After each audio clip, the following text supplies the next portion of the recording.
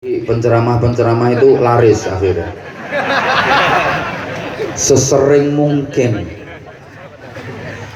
sesering-seringnya kita mengadakan peringatan Maulid Nabi agar kita diingatkan kembali, terus diingatkan kepada sirah nabawiyah, sejarah hidup Rasulullah, perilaku hidup Rasulullah yang merupakan cermin agung kita, yang merupakan uswatun hasanah dalam kehidupan kita, untuk kita contoh, kita teladani agar kita menjadi manusia-manusia yang baik dan benar serta diridhoi Allah Subhanahu wa ta'ala. Kenapa harus sesering-seringnya kita mengadakan peringatan Maulid Nabi? Kita membaca, mempelajari, mengkaji, mentelaah perilaku-perilaku hidup Nabi, sebab jarak antara kita dengan Rasulullah itu sangat jauh, hampir 15 abad, hampir 1500 tahun jarak antara kita dengan Rasulullah. Padahal kita diperintah untuk mencontoh Rasulullah, sementara kita tidak ngonangi. Apa ya tidak ngonangi itu? Tidak memenangi, tidak menangi Kanjeng Nabi. Terus nyontohnya gimana? Cara menteladaninya bagaimana? Orang kita nggak pernah berjumpa dengan Nabi, kita nggak pernah ketemu Nabi, kita nggak hidup sezaman dengan Nabi, betul? Contoh sederhana, kalau Nabi bersabda, "Shollu kama ra'aitumuni usolli." Sholatlah kalian seperti kalian melihat aku mengerjakan sholat. Ini perintah Nabi. Kita diperintah sholat seperti kita melihat Rasulullah mengerjakan sholat. Kalau diterapkan, nggak ada orang yang bisa sholat kecuali orang-orang yang pernah melihat Rasulullah mengerjakan sholat. Lah warga Pasir Utama ini ya nggak ada yang bisa sholat. Wong nggak ada yang pernah melihat Rasulullah mengerjakan sholat. Tapi nyatanya warga Pasir Utama sini semuanya mengerjakan sholat, betul? Kecuali yang tidak. Coba saya tanya, di sini sholat subuh masih 2 rakaat? Oh iya, masih nggih. Terus sholat duhur kabarnya gimana akhir-akhir ini? Masih 4 rakaat? Mbok menawa apa-apa larang terus disudor rakaate. Anda mengerjakan sholat subuh 2 rakaat, sholat duhur 4 rakaat, itu mencontoh siapa? Mencontoh Rasulullah. Kapan ketemunya, kapan melihatnya? Nggak pernah. Mencontoh dari Al-Quran. Dalam Quran juz berapa, surat apa, ayat berapa yang menjelaskan kalau subuh 2 rakaat, duhur 4 rakaat, maghrib 3 rakaat? Nggak ada. Tapi nyatanya umat Islam seluruh dunia, halo, kalau mengerjakan sholat maktubah jumlah rokaatnya sama. Terus mencontoh siapa? Ya mencontoh Rasulullah. Cuma nggak secara langsung. Ada yang menjadi wasilah lantaran ilmunya Rasulullah sampai ke Indonesia, termasuk Pasir Utama. Siapa? Ya para ulama, para kiai, guru-guru ngaji. Saya sering ibaratkan ilmu itu umpama air, Allah itu sumbernya, Rasulullah adalah pompa airnya. Sedangkan para ulama, guru-guru ngaji itu pipa-pipanya, pralon-pralone. pipa, pralon itu kelihatannya gelimbang-gelimbung, padahal itu kerja nganter air. Maka siapa yang meremehkan pipa, meremehkan pralon, alamat gak kebagian air. Rasulullah itu di Makkah, di Madinah, tapi ilmunya kok bisa sampai Pasir Utama, bisa sampai Rokan Hulu. Siapa yang mengantarkan? Ya pralon-pralon itu tadi, para ulama, para kiai, guru-guru ngaji. Maka kalau ingin agama Islam tetap eksis, kalau ingin Islam tetap kuat, tetap syiar, kalau ingin anak keturunan kita kenal Islam dengan baik, para ulama, para kiai, ustadz ustazah, guru-guru ngaji harus dimuliakan, dihormati, dirawat, dirumat. Saiki guru-guru ngaji ku rapatek dirumat, dituturi tok. Guru-guru ngaji ki cuma dituturi, sabar Pak Ustadz, anak-anak kene nakal, nggih. Sing ikhlas Pak Ustadz, nggih. Dituturi tok, tapi gak diopeni, gak dibayari. Makanya rata-rata guru-guru ngaji kuru-kuru, sampai kopiahnya lobok. Gila diterus-terus nondase iso kimpes. Lo kalau nggak percaya, bangun masjid segede-gedenya, bikin masjid yang gede, luas, lebar, megah, mewah, indah, tapi guru-guru ngaji jangan dirawat. Guru-guru ngaji aja diopeni, sepi mesti masjidnya. Nggih napa nggih? Iya.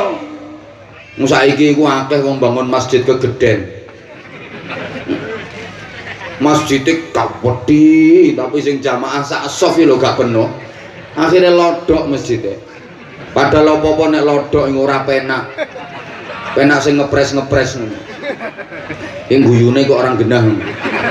Ayo Mas, sampean nganggo kopiah lodok penak apa ora? Nganggo sandal lodok penak apa ora?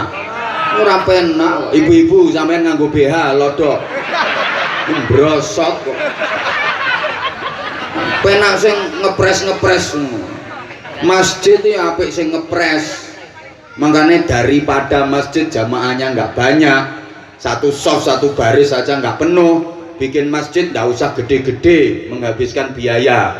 Ya gawe yang dawa jelantir nak wes. Lah itu kalau pengen masjid tetap makmur, kalau kepengen Islam tetap syiar, tetap kuat. Generasi mendatang, anak keturunan kita kenal agama dengan baik, kuat imannya, bagus akhlaknya, guru-guru ngaji kudu dirumat.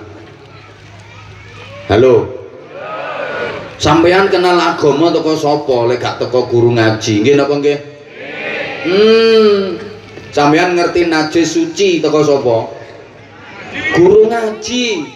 Maaf, sampean kenal halal haram, tahu ini halal ini haram, siapa yang ngajari? Jawab tuh sayang. Guru ngaji. Sampean bisa wudhu, bisa sholat, siapa yang ngajari? Guru ngaji. Sekarang sampean baca Quran lancar, ingat dulu yang ngajari siapa? Guru ngaji. Mbok pikir sampean iso maca Quran, sampean iso sholat, sampean iso ngelakoni poso bener, iku pinter-pintermu dhewe, alim-alimmu dhewe, jaduk-jadukmu dhewe. Kaget ya wes kok. Aku nek urung ngombe kopi yang ngene iki kudu nesu ae modele. Suguhane nrimo ngene-ngene iki kok sampe rampung nesu terus iki. Pokok angger gak diombeni kopi, nesu mesti. Loh, dulu sampean menghafal huruf hijaiyah. Masih ingat toh?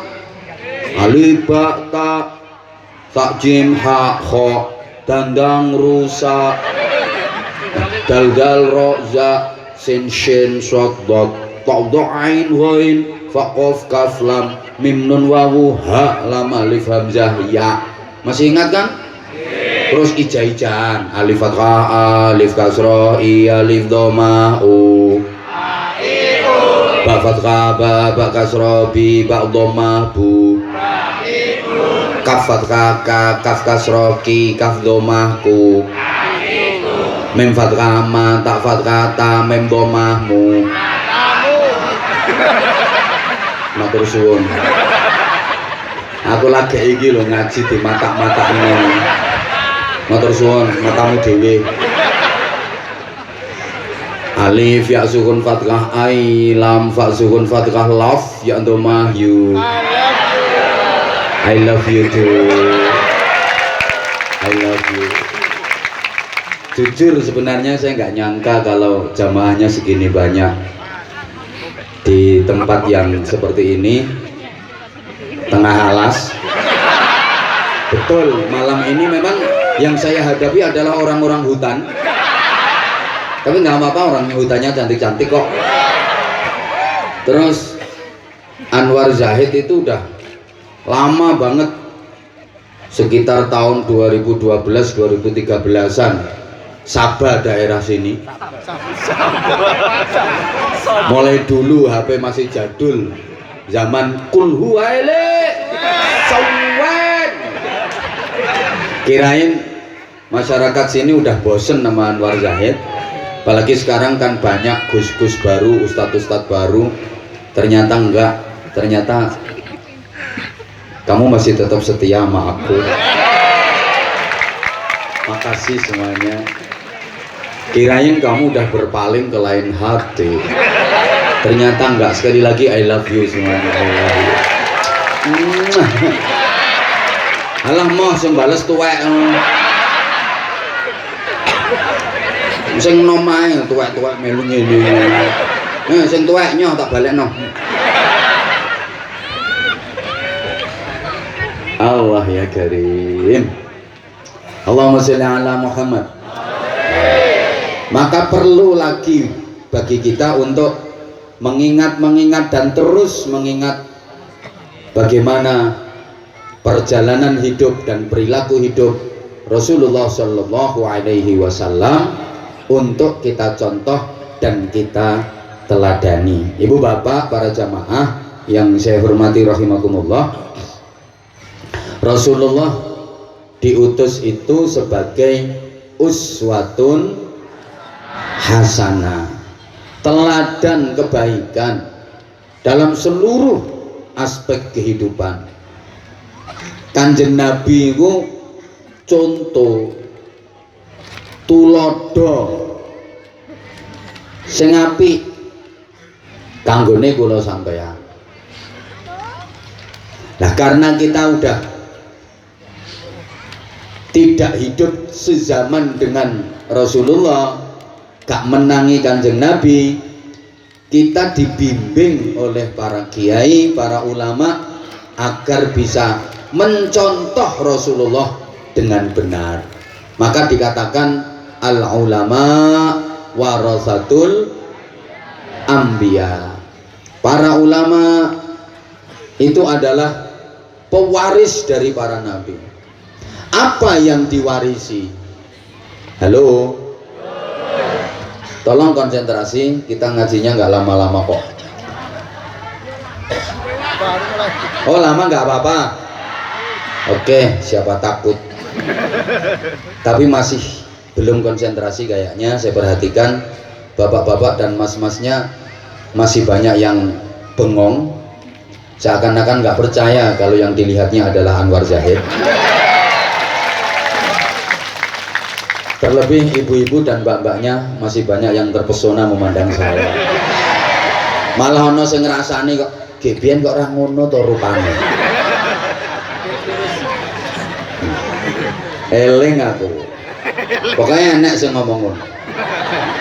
Wonge gawe kudung warnane abu-abu. Halo. Halo. Yang diwaris yang jelas bukan harta, bukan kekayaan. Nabi menyatakan, nahnu ma'asyiral anbiya la nurasu ma taraknahu sadaqah. Kayak kok mantuk-mantuk ngerti artinya lah. Orang ngerti artinya mau ini malah bingung kayak aku. Kami para nabi ngantuk kok matane melorok. Kami para nabi tidak mewariskan harta, tidak mewariskan kekayaan. Terus apa yang diwarisi oleh para ulama dari Rasulullah Shallallahu Alaihi Wasallam adalah peranan-peranannya. Makanya Allah mengutus Nabi itu sebagai basyarun, sebagai manusia, bareng manusia. Pokoknya sing gak melu muni bukan manusia. Tak baleni, Allah mengutus Nabi itu sebagai basyarun, manusia, bareng manusia. Nah, agar mudah dicontoh oleh kita manusia. Andaikan Allah mengutus Nabi itu dari jenis malaikat, kita kesulitan mau nyontohnya. Gimana manusia kok mencontoh malaikat? Kangelan nek nyontoh. Lek padha menungsone kan nyambung, cocok. Kayak sholat berjamaah, makmumnya manusia, imamnya juga manusia. Misalnya warga Pasir Utama sholat jamaah isya, imamnya malaikat Jibril. Katok namanya. Rakaat pertama habis Fatihah baca Quran khatam 7 kali. Rakaat kedua habis Fatihah baca Quran khatam 5 kali. Ngeblak kabeh. Lah kalau malaikat kan nggak ada capek. Malaikat itu nggak tahu kesel, nggak tahu pegel. Masa ono malaikat pegelen? Mas, zaman tahu petuk malaikat Mikael pijet. Kayak ngaji ini, jamaahnya manusia, yang ceramah juga manusia. Enak nyambung. Coba misalnya ini yang ceramah malaikat Israel, bubar. Halo. Nah, manusia itu makhluk sosial, human socially, saling membutuhkan, gak bisa hidup tanpa pihak lain. Sehingga dunia ini dibikin lestari oleh Allah, harus ada keseimbangan, sehingga manusia saling membutuhkan. Karenanya kita nggak boleh merasa paling penting, kita nggak boleh merasa lebih baik daripada orang lain. Manusia dibikin, maaf, ada yang kaya, ada yang miskin. Ini supaya alam ini terjadi keseimbangan. Misalnya ya, manusia seluruh dunia ini kaya semua, wong sak donya iki kok sugih kabeh, kukut wis sak donyane. Ngerti kukut apa ora? Ya Allah, apa maneh umpamane wong sak donya kok melarat kabeh. Kaya sebelah kono kae. Terus kiamat dunia ini. Makanya ada yang kaya, ada yang miskin. Ini supaya terjadi hubungan timbal balik. Yang miskin bekerja ke yang kaya gaji yang miskin. Maka orang kaya nggak boleh merasa lebih penting, nggak boleh merasa lebih baik. Disebut kaya itu karena ada yang miskin. Coba wong sugih umpama gak ana wong melarat, kon usung-usung dhewe, dodos dhewe, nyonyor. Ayo kon dodos dhewe, kon bangkel dhewe. Sama orang miskin kalau nggak ada orang kaya, nyari nafkahnya susah, padha melarate. Paham mboten? Maka ada warga, ada kepala desa, sama-sama penting. Warga kalau nggak ada kepala desanya, ibarat kereta nggak ada lokomotifnya, sepur gak ono ndase, gak melaku. Apalagi kepala desa nggak ada warganya.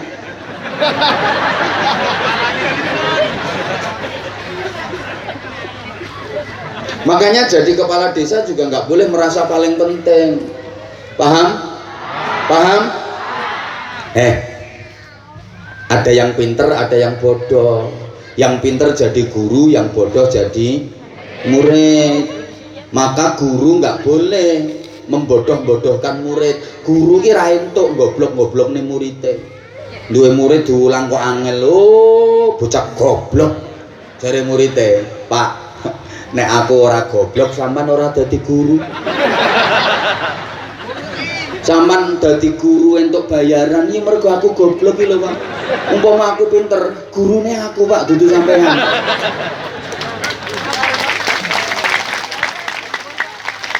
Kayak ini loh, jamaah semuanya penting. Di sini nggak ada yang nggak penting. Semuanya penting.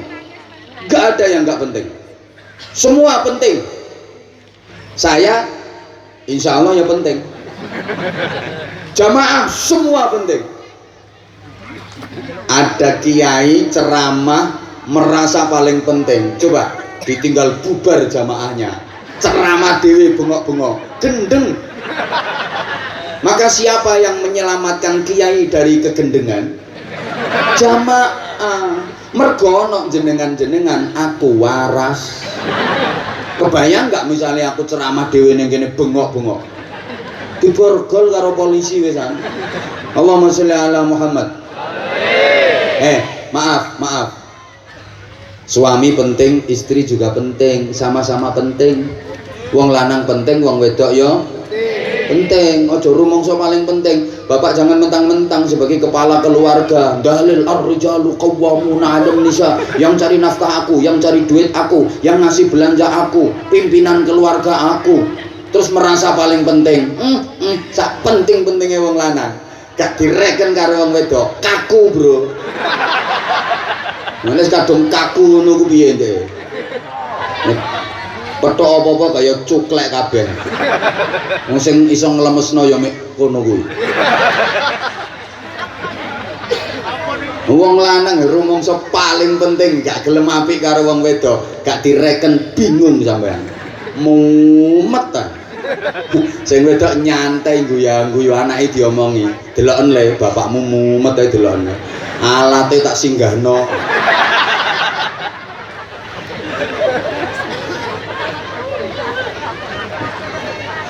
Istri penting, Bu, tapi jangan merasa paling penting. Aku yang masak, aku yang merawat anak.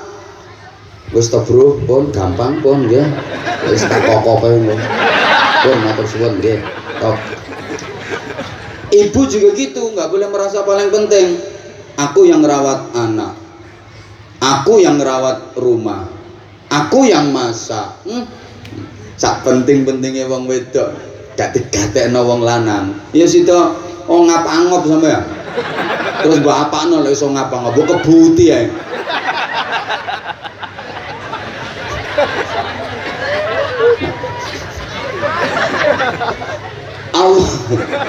Allah mengutus nabi itu dari jenis manusia. Makanya Ibu, Rasulullah itu ya makan, ya minum, ya lapar, ya haus. Rasulullah ya tidur, memang manusia. Rasulullah ya nikah, ya punya istri, punya anak, ya sehat, ya pernah sakit, memang manusia. Rasulullah kalau nggak punya duit ya utang. Jadi warga Pasir Utama yang hutangnya banyak, jangan khawatir nggak diakui jadi umat Kanjeng Nabi. Meskipun utangmu akeh, panggah diakoni dadi umate Kanjeng Nabi. Cuma senengan mutang. Halo. Dilanjut? Udah, kalau minta dilanjut konsentrasi dong. Bu. Dan klimak dari kemanusiaan Rasulullah, cita rasa sebagai manusia adalah wa ma Muhammadun illa rasulun qad khalat min qablihi rusul. Tidaklah Muhammad itu kecuali utusan, bukan Tuhan. Afa in mata aw qutilan qalabtum ala aqabikum. Apakah jika misalnya Muhammad mati atau terbunuh, kalian kembali menjadi kafir? Coba perhatikan. Apakah jika misalnya Muhammad mati atau terbunuh. Berarti Nabi bisa mati. Iya, semua Nabi mati. Malah Nabi Zakaria matinya digergaji, Nabi Yahya matinya digantung. Semua Nabi juga mati, kecuali riwayat yang menyebutkan ada 4 Nabi yang sampai sekarang masih hidup ila yaumil qiyamah. 1, Nabi Khidir, itu dikasih tugas menjaga keamanan laut, kepala staf angkatan laut itu Nabi Khidir. 2, Nabi Ilyas, itu dikasih tugas menjaga keamanan darat. Berarti Nabi Ilyas itu kepala staf angkatan darat.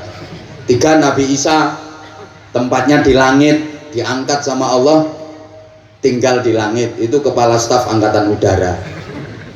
4, Nabi Idris, ini ketika pengen tahu rasanya mati, minta ketemu malaikat Israel, dicabut nyawanya, diajak keliling neraka, semaput berkali-kali, kemudian diajak keliling ke surga, kerasan nggak mau pulang.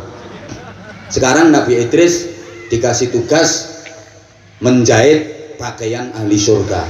Jadi Nabi Idris sih gak nganggur nang swarga, dikai penggawean Nabi Gusti Allah, dikongkon jahit pakaiane penduduk swarga. Nggonku wis dadi. Amin. Kalian nggonmu bahane sik durung enek ya. Lagi kulaan. Selain itu semuanya juga mati.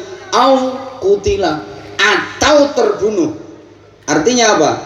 Nggak ada jaminan kalau Rasulullah kebal senjata. Tidak ada garansi kalau Nabi Muhammad kebal senjata. Sehingga Rasulullah ketika perang ngatur taktik, ngatur strategi. Kalau perang Rasulullah pakai baju besi, nggak ada jaminan kebal senjata. Rasulullah ketika terkena senjata terluka, berdarah. Dakwah ke Taif dilempari batu sama orang-orang kafir, terluka, pelipis kening Rasulullah, bahkan gigi Rasulullah pecah, berdarah-darah. Makanya lek ana wong Pasir Utama kena antem watu tayang bendol getien, jelas itu umatnya Kanjeng Nabi. Dan saiki lek ana wong Pasir Utama kena antem watu sak kepel tayang, malah watune sing pecah, wonge guyu, ih umate limbat. Gitu loh. Makanya sampean kok nang ngene, oh kiai kok gak sakti. Loh jangankan kiai, Nabi aja dibikin seperti itu sama Allah. Lain lagi ketika mukjizat ditampilkan, beda urusannya. Coba pikir, Sayyidina Umar kurang sakti apa? Sakti luar biasa, gagah berani, sakti. Jangankan manusia, setan aja loh takut. Mana setannya tadi? Oh itu ketawa itu orangnya. Setan aja takut sama Sayyidina Umar. Matinya kena tusuk. Lu berarti nggak kebal senjata. Emang dibikin gitu sama Allah. Sayyidina Utsman matinya penggal lehernya putus ketika baca Quran. Sayyidina Ali sama, matinya juga kena tusuk. Coba kok meneng?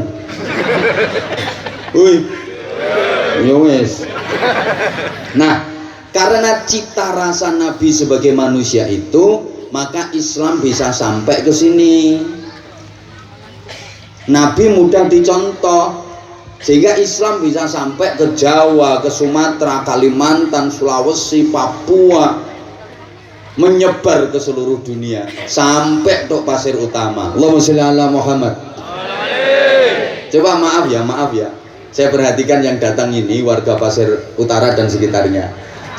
Iya Pasir Utama, iya. Iya. Ngono. Sampean-sampean ki mambu Arab ya orang, Arab mambu ya orang. Bukan, yo gak mambu Arab, yo gak Arab mambu. Tapi mendengar bahasa Arab kok gak aneh. Mendengar orang berdoa pakai bahasa Arab nggak ngerasa aneh, nggak heran. Coba ada orang berdoa, Rabbana la tuzigh qulubana ba'da idh hadaitana, amin, padahal nggak ngerti artinya. Tahassanna bil izzati wal jabarut wa antasabna bi rabbil malakut wa tawakkalna 'alal hayyil ladzi la yamut, amin, padahal ya gak paham karepe. Cuma lek ana wong ndonga nang kesuwen ya dirasani ngono ae. Mas saiki usum kok kiai arep ndongae dijawil, aja suwe-suwe iki. Ten mriki nggih pun ngoten. Allah. Hoi. Coba Anda mendengar azan yang bahasa Arab, ya nggak heran, nggak aneh di telinga. Allahu Akbar, Allahu Akbar. Gak aneh. Muka penak ya gak laris lambung. Gak aneh kok. Loh justru misalnya Anda mendengar azan kok cara Jawa, ya malah gregeten. Gusti Allah menika ageng, Gusti Allah menika ageng. Ya iso-iso sepikire masjidmu dibentongi watu wong.